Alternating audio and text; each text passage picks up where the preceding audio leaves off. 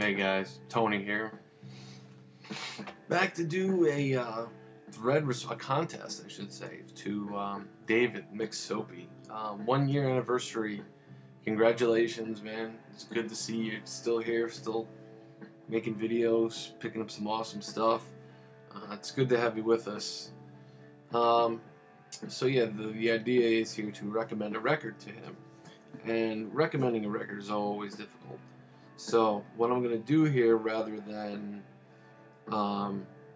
just recommend a record here, I'm going to recommend something, but also talk a little bit about something that's really it's current in music now, sort of news, and it's something really near and dear to my heart, and that's the fact that after 10 years, almost, Neil Young has gotten back together with his longtime group, Crazy Horse.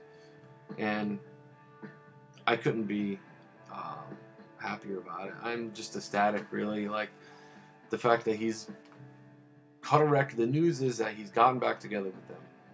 And it's interesting. They've cut a record already. And they're going to make, they cut an album.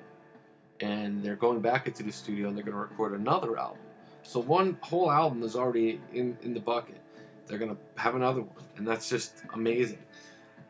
Going on what I've read and what I've sort of heard, I'm going to speculate a little bit and say they're going to come out with an album that's sort of a covers album. Excuse me.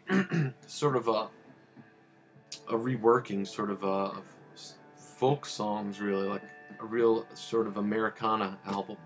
That's just what I think from what I've seen and heard. And then they're going to come out with another album of originals. That's what I think, at least. We'll see what happens. But yeah, the last time he played with Crazy Horse was the Greendale tour, and I've seen Neil play with Crazy Horse 7 times, and there's nothing like it. There really isn't. I'm one of those fans, like a lot of Neil Young fans, who feel that Neil is at his best when he's with Crazy Horse. There's just something about it, and yeah, I'm stoked. So yeah, sort of lost my train of thought here for a second, but if you go on neilyoung.com right now, on his website, there's a recent rehearsal posted up there, and it's just an amazing video. You don't see them playing, which is the funny thing. In typical Neil fashion, it's always something sort of eccentric, I should say. What it is the studio, probably right after they recorded what you heard. And it shows, if you're into setups, guitar setups, into studio things, you'll love this video, because it's basically a shot of it just pans in and out of all the equipment used, all of the instruments, Neil's setup. It's just amazing, and the sound quality on this video is fantastic. Crazy Horse really isn't the greatest group in the world, and that's the funny thing. Technically, they've been ridiculed year after year for just being shit, but man, they can play, and there's something about when they play with Neil, it's all feeling, all heart, so far above technical ability, and that's the beauty of it, and that's always sort of tended to be my favorite music. Do I love an album with a lot of technical abilities, some virtuoso playing? Yeah, but for me, what really always struck home to me is, and you could just tell, is the heart, is the feeling behind what's being done, not technical ability. That's always sort of been why I've been drawn to Neil Young, been drawn to punk rock, things like that. And yeah, I'm just so excited about this. To just have new music, it's fantastic. So what I'm gonna recommend, David, I don't know how much Neil Young you have, Crazy Horse you have, but I'm gonna recommend something. Like, Neil's been playing with Crazy Horse since probably 1969, so they've made quite a number of albums, but one from more recent, from 1990. I'm going to recommend Ragged Glory. So this is Neil Young, Crazy Horse in 1990. Sort of, Neil was a little bit ahead of the curve on the whole grunge thing, which is why he'd been dubbed the Godfather of grunge. It sort of became fashionable again for bands to be sort of kind of like I just described, not so much technical ability, but more heart, more playing, more, but also just sort of loud guitars, feedback, all that sort of sludgy sort of things. And Neil had kind of always been doing that. So when, after the 80s, Neil, sort of got back into what he's always done in a way, people kind of realized, Neil's been doing this for forever.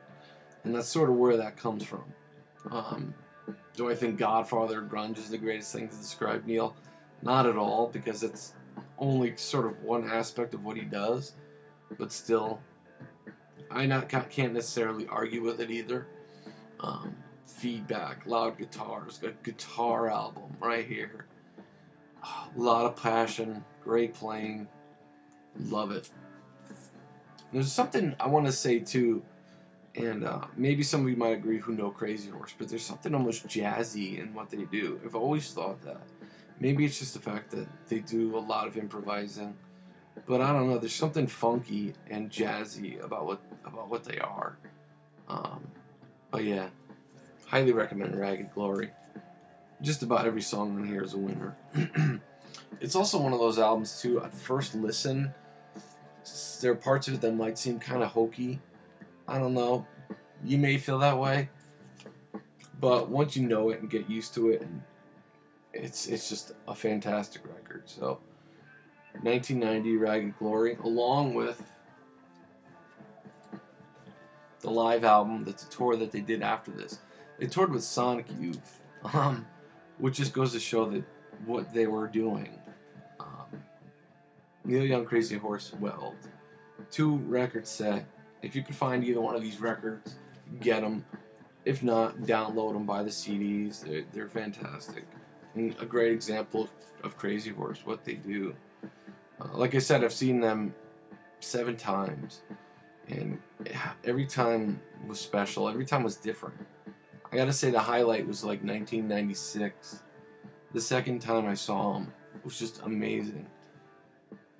I've said it a million times, I think, but 2 of the tracks from that show ended up on Year of the Horse right there. If you can see that record.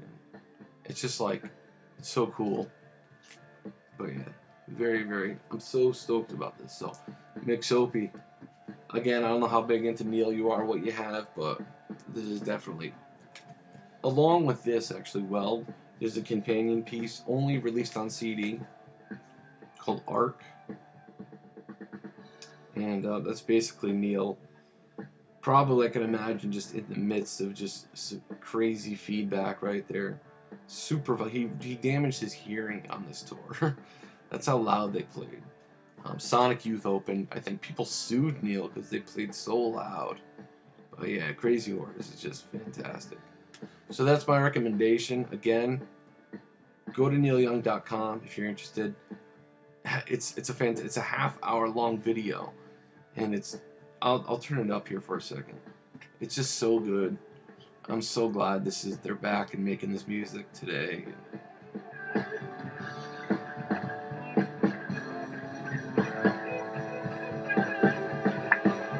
Love it.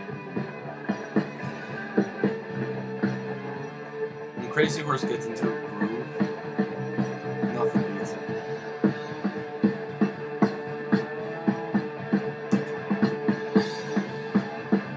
I probably caught it at a weird spot, but whatever. Check it out. So there you go, guys. Hope you enjoyed that. I'll be back soon.